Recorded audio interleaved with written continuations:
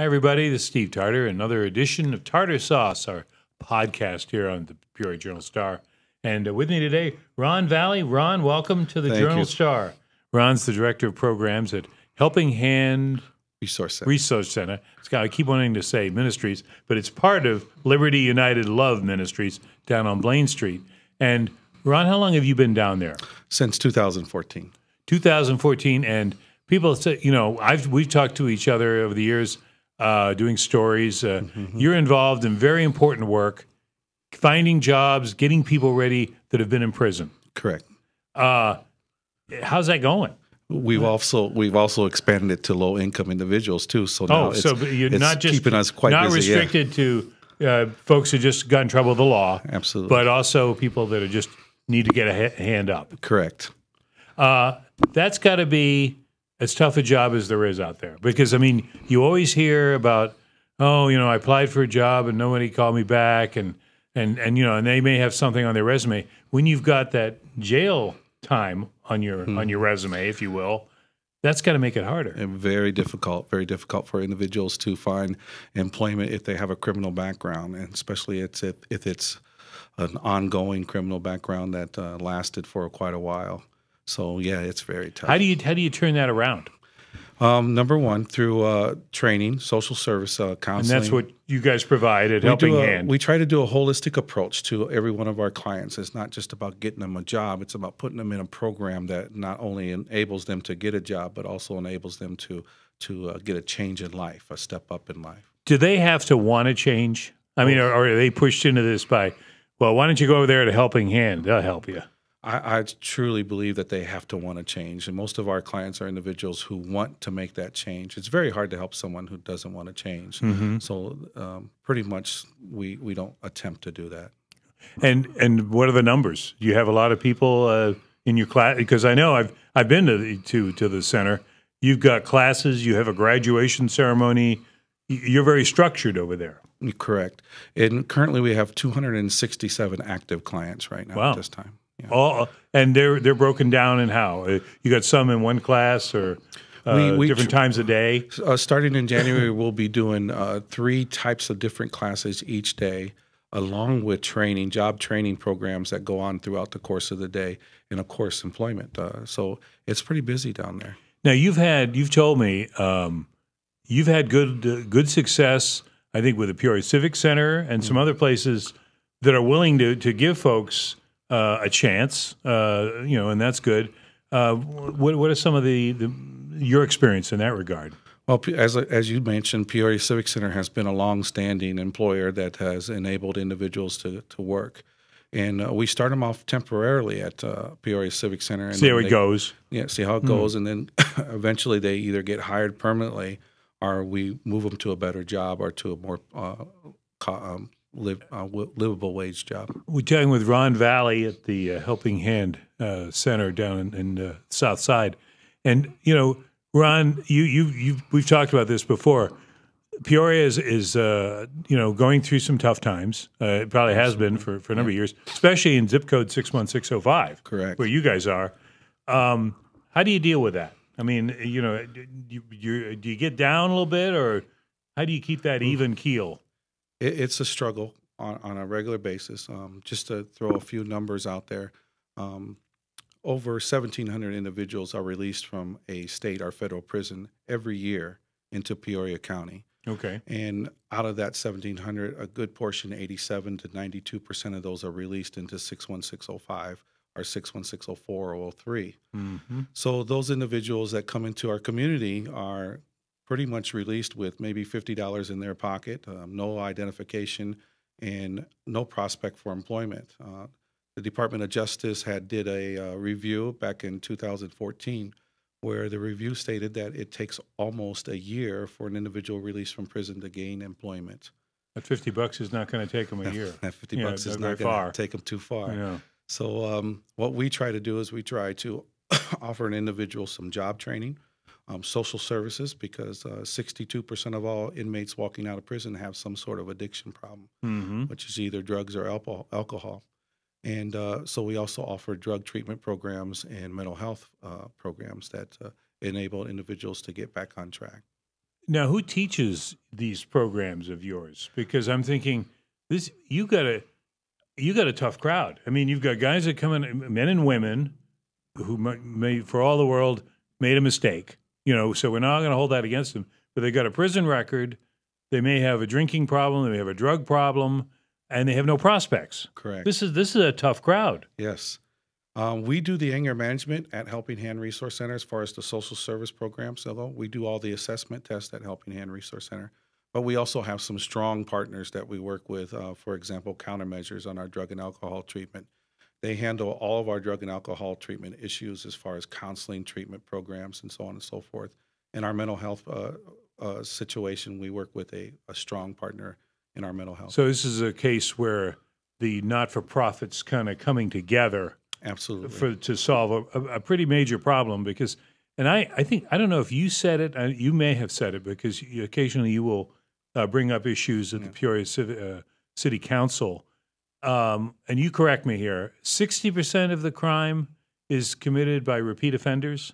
67% of all crime committed in Peoria County is committed by reoffenders. Absolutely. So 2/3 of the crime that's committed are by people that have already done something wrong. Correct. And somebody might say, well, oh, yeah, what do you think? Who do you think's doing? Well, think about that. If you can help drop that 67% down as you are doing on a daily basis, what an impact that would have on the community. Absolutely. And certainly on 61605.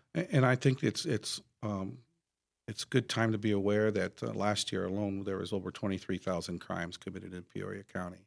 23,000. And when you think about that, 2/3 of those crimes were committed by reoffenders. Mm. What would happen if we're able to take a reoffender and encourage him and support him and provide a support system for him or her that would enable them to make a complete 180-degree turn and want to have training, want to have a job, want to have a good lifestyle, and want to come back into the community and pay taxes and so on and so forth?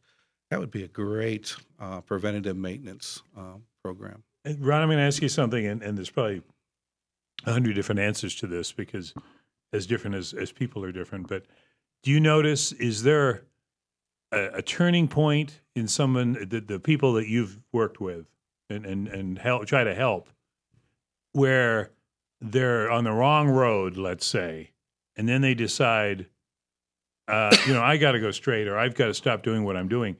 What forces you over? What gets you out of the wrong road to put you on the right road? I think one of the biggest issues that an individual's looking for is they're looking for a support system, someone to encourage them, someone to help provide them with services that they've been looking for the longest of times, and someone not to give up on them. And I think we do that in part, and I think other agencies here in Peoria County do that in part to make sure that that's achieved. And that's not an easy job. Correct. It's not. Because I'm thinking, that's, you mentioned anger management. Well, I don't blame somebody for being angry that feels like the whole world is against them. Absolutely. Because, I mean, you go down this way and it's like, no, I'm sorry, I can't hire you because your record. Yeah. I'd love to, but I can't. Correct. And then somewhere else, well, we're not going to let you can't participate in this, and it's just very restrictive. And I would think that's got to have a mental effect on somebody. Yeah, I strongly believe that no one wakes up in the morning saying to themselves, "I want to go commit a crime." Mm-hmm. I think a lot of us wake up in the morning with the idealism that we want to support our family, that we want to go to a nice job where we're able to support our family and provide the tools and the necessities that we need so that our family becomes strong.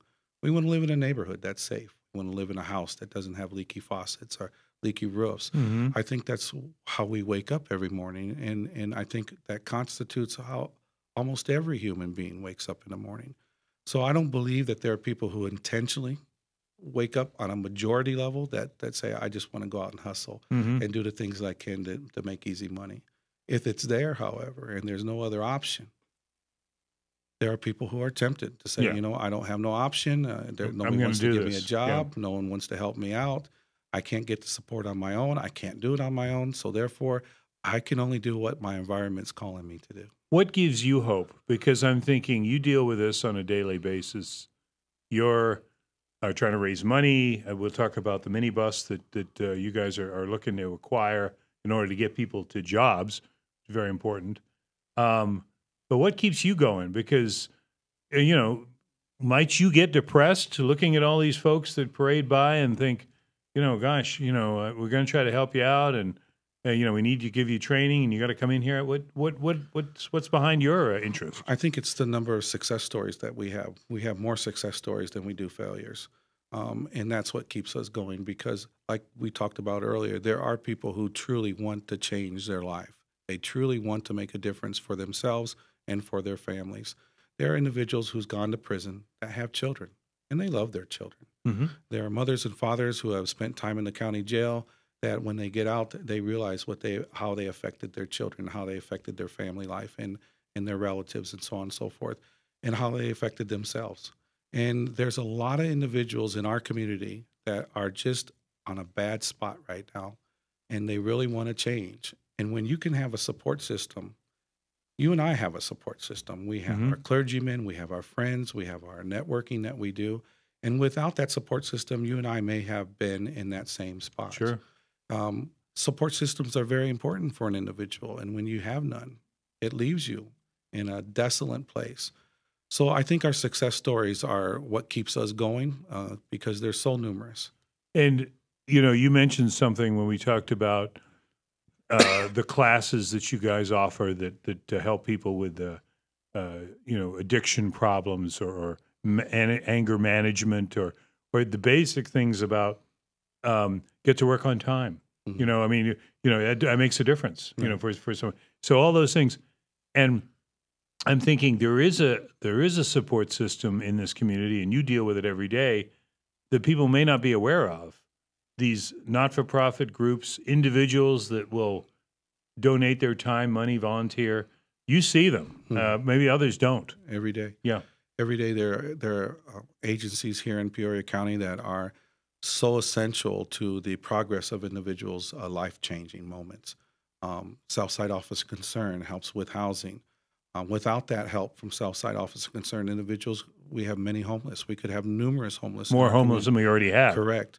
Salvation Army provides shelter for individuals who have no home to go to. It's immediate shelter care. So there is no opportunity for a young man or a woman to be on the street, because the opportunity is available to them to be in a shelter or in a housing section. And then there are individual agencies that help with food pantries and provide food for those that are short for the month or short for the week. And then there are agencies that help with job training and help with educational skills. Hetty Elliott Moonlight Coalition is one of them programs that's been around for the longest of times. Right. That has been a staunch supporter of helping young adults and adults in general to achieve their GED process so that their education can be on tap. So yeah, there's many agencies. This is a time of year, of course, people are thankfully reaching out to others, trying to help people that are less fortunate. The Journal-Star certainly has had a well, used to call it the Red Stocking Fund, and now I think they're just the Christmas Fund, where it benefits people in the community. We have stories in the paper about that. So, Salvation Army, of course, is always, bell ringing and all that.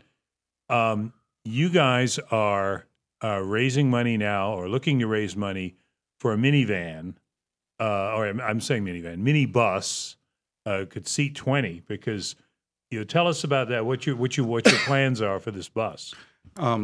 What we do is when we employ someone through our temporary agency within our nonprofit agency, we take them to and from work. Make sure they get there. Well, statistically, they may not have a car. Well, living in the South End and living in the North Side, in the lower parts of Peoria County, one of the biggest issues for individuals in poverty is getting to work, transportation. Sure. And if you look at the stats, there are hundreds, if not thousands, of individuals who don't work because of transportation solely. We have tried to eliminate that problem by providing transportation from home to work, from work to home. And we do that consistently now for over 180 of our clients currently. Using private vehicles? Using private vehicles, using rundown vans, and using whatever we can, staff available, and hopefully volunteers soon that pick them up at their home, drop them off at work, pick them up at work, and drop them off at home. We have generated new jobs for new individuals based upon just transportation only. So without our transportation program, we wouldn't be able to provide individuals work because of that one issue alone, and which is a huge stopping point. So we have taken the opportunity to provide transportation to our clients that need it. It's not a free thing for them. They have to pay for the gas. They have to, they pay like $20 a week to get to and from work. Do their part. Do their part. And then we just do our best to get them to and from work, and we have them there on time. And the employer's happy, and because they know that they're guaranteed transportation, and they're never late for work. And so we eliminate a lot of things that seem to be problems with soft skills: late for work, no transportation, Right. Making it home on time, and providing for their Just family. get them into that routine. And you've got a line on a minibus, a local dealer. So I think you said $7,500 is what you're trying to raise. How can somebody who's watching this or listening to this who says, hey, I want to help you guys out, how do they do that? They can go to our website at www.phrc.org, or they can just look up Helping Hand Resource Center. I was going to say, what does all that stand for? Peoria Helping Hand Resource Center. I might actually remember it now. Right. Or they can just look up Helping Hand Resource Center on Google, go to our website, and there's an article there about the bus, and hit the donate button and donate, and it'll go to our PayPal account. And just think about giving somebody a helping hand, and it'll lead you to Ron's group. And that's so important, because if you don't, if that, for no, I'll say through no fault, but if somebody is one that has to take a child to doctor or whatever it is, and they're not able to get to work on time, right? Sometimes that comes back to haunt them, and they might lose the job or get reprimanded or whatever it is. And, it starts going back, doesn't it? I mean, you really have to keep that momentum. It really does. Yeah. And we have to keep the services alive and well. I mean, this bus alone, if we were to get this bus, that could provide 60 to 80 new seats every week to take people to and from work, because we have different shifts that we take. Right. So that could provide transportation for additional 60 to 80 people, which we solely need, really, truly bad. The bus thing is great. I would just think this is situational. This is my old bus background coming. I worked at, when they called it GP Transit, now CityLink. Is that a possibility for some of your people to use the city bus? Most of our jobs start at like 4 in the morning, 5 in the morning. Well, so that's a little early. There's a little problem right there. Then our second 4 in the morning. That's my dog's on you up at 4 in the morning. So in our second and third shift, employees don't get off till 3 o'clock in the morning. So here again, we have that trouble. Right. And so you do need your own. We do need our own. I want to get a plug-in for CityLink, but I understand. If they have a 9 to 5, that might be a possibility. Correct. But that's not always the case. Ron, one of the things that we've talked about, and I think you're very involved with, is throwing a spotlight on 61605. I mean, obviously, we've been running some articles in our paper over the last couple of years, because I think what people tend to, and I don't speak for all people because everyone's different, but some people tend to look at it as sort of, well, that's the part of town you don't want to go into. Yep. And I think that's so short-sighted, because, for one thing, it's a huge area of town. Absolutely. It's an area of Peoria that's been around for a long, long time. How do you look at that? What does 61605 need in your mind? I think 61605 has a huge amount of great stars living in 61605. I think there's a lot and that needs to be brought out. That needs to be brought to the forefront. I think there's a lot of people who have a huge desire to work. 61605 has a lot of talented individuals and a lot of great people who come together for certain causes and so on and so forth. 61605 has everything that you would have in 61615, 61614 as far as character goes. The thing that lacks in 61605 is services, programs that help those who are in need to get training, job training. One of the weakest portions we have in 61605 is job training for individuals, learning how to do a specific job. Simple things like customer service is not acquirable down in 61605. Simple things as conflict resolution, understanding how to deal with conflicts at your work and at your workplace, safety rules and stuff like that. These are just the simple, basic job training tools that an individual needs before they even start a job. Mm-hmm. Those are not available strongly in 61605 or in '04 or in 3. We have Goodwill that does some great job training up in this area that helps individuals, but in the South End, it lacks very strongly in services. Not to mention terms like food desert. Yes. The location. I think there is a restaurant, I think, that's coming down there on Western that isn't getting the play that Portillo's did. Absolutely. But may have some good food. I think Phil Luciano on our paper recently wrote about it. Chicago Grill, I think, is opening up down there on Western. And, that's needed, and we need to be talking about it because people, maybe that'll encourage people to come in. You were one of the first people to tell me that the Stop and Save supermarket, which had replaced the Aldi's on Western, Save-A-Lot. Thank you. Save-A-Lot store was having trouble. Correct. And then it wasn't too long after that they closed. They closed, absolutely. And because I think you'd pinpointed that they just weren't making it down there. There wasn't a support system for that particular business at the time available to them. It's a great company. I've spoke with their marketing director many times. They've got stores all over the place. All kinds of campaigns going on. They're a very giving company. They take very good care of the community once they get involved. But they weren't receiving that same customers. support. They need customers, and it can't all be done by link. No. And so one of the biggest issues for them was that there was not enough working class people in 61605 or 604 or 603 in the immediate to area. support that particular business. Right. However, if we were to get individuals to start working in 61605, get them jobs, we would be able to sustain businesses such as Save-A-Lot and the new restaurant coming in. It's a hand-in-hand type of thing that we as a community need to work on.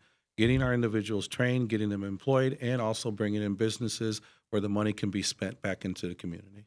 And that makes perfect sense because obviously, you got a hard sell to get people to come down. Yeah. I say down like it's because of the Valley. I don't know we should use those kind of terms, but to travel to 61605 when they can just easily go someplace else and find what they're looking for. So it's a tough road to hoe, but that's what you're looking to change. Yeah. Things happen over time. If we recall back in history, as early as the 50s and 60s and early 70s, 61605 was a great neighborhood to live in. Oh, sure. It was prosperous, and we had businesses down there in abundance, and things started to grow up north and started to keep on growing, and then we started to neglect the neighborhood that we used to have, the community that was prospering. So can it go back to its old state? I firmly believe so. If it started out that way, it surely can get back that way. And, somebody had, and I did not know this until I think I read it online, but the South End, 61605, was kind of built around the trolley system that Peoria, of course, once had. And because there was another era, we were talking about transportation a minute ago, not everyone used to have a car. Right. Not every family had, well, now they have two or more. But when you relied on public transportation, there was the trolley going right by, well, I won't say right by your door, but maybe a block away. You'd walk down there, you'd hop on it, go downtown. Everything was downtown, stores, and so you had a different system. Correct. And now everything's moved north, and there's no trolley. There's a bus, but it may not run at 4 in, and so we have to kind of adapt to a whole new world here. Yeah. And Ron Valle is trying to do that. Well, do you ever feel, Ron, like this is too much for me? I mean, it's just like the weight of the world, or how do you deal with that? I think I wake up every morning going to work, and I don't even look at it as a job. I look at it as it's just a connection of my life, and working with other community leaders and working with our clients. And I don't like to sit at my desk. I like to be out in the field. I like to help people out.